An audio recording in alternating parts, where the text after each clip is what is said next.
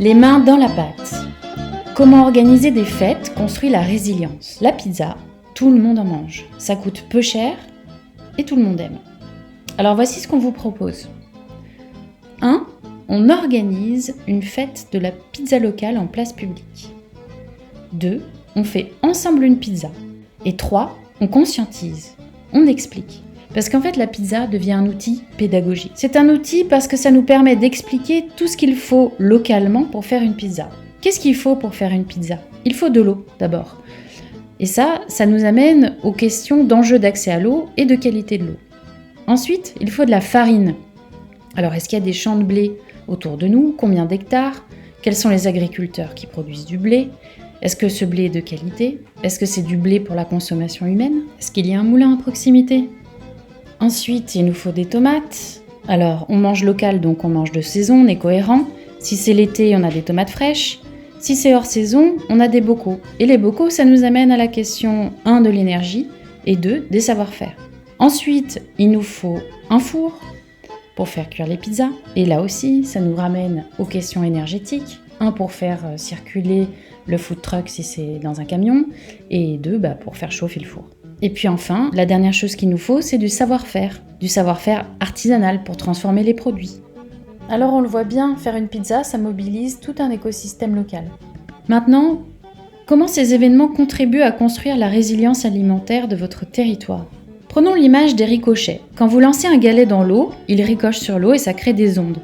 Alors imaginons que chaque galet soit un événement. Les ondes vont diffuser l'information et de plus en plus de monde aura entendu parler du sujet. Certains vont même vouloir organiser leurs propres événements. Et à la fin, ça va finir par arriver aux oreilles du maire. Pendant ce temps-là, un groupe de personnes aura été consulter Sondicrime et informer les élus sur le manque de résilience alimentaire de la commune. Donc, d'un côté, on a les événements conviviaux et conscientisants qui mobilisent de plus en plus de personnes. De l'autre, on a un groupe de personnes sur la démarche de consultation du DICRIM en mairie pour initier un dialogue avec le maire. Et au milieu, on a le maire, ou un élu, à qui les institutions demandent aujourd'hui de réfléchir au projet alimentaire territorial, le PAT par exemple. C'est tout l'intérêt de coupler une démarche citoyenne à une approche institutionnelle. Le pouvoir politique est garant des communs, que sont la santé, la justice, la sécurité, l'éducation.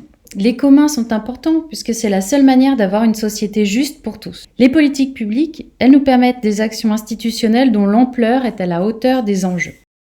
Donc, une fois conscientisé et observant la mobilisation citoyenne, votre élu aura le pouvoir d'agir de manière institutionnelle.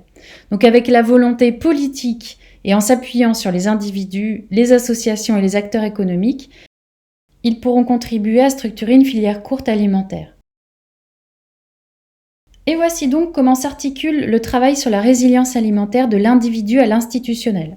Donc on a les événements conviviaux, plus les actions conscientisantes en mairie, ce qui constitue à eux deux la mobilisation citoyenne, plus les associations travaillant déjà sur ces sujets, comme les AMAP, les écopoles alimentaires, la sécurité sociale alimentaire, les groupements de consommateurs, plus les acteurs économiques, comme les artisans, les maraîchers, les céréaliers, les éleveurs, plus la volonté politique. Donc votre rôle à vous, il est vital, parce qu'on a besoin de maintenir un agenda régulier d'événements pour que tout le monde puisse mettre les mains dans la pâte.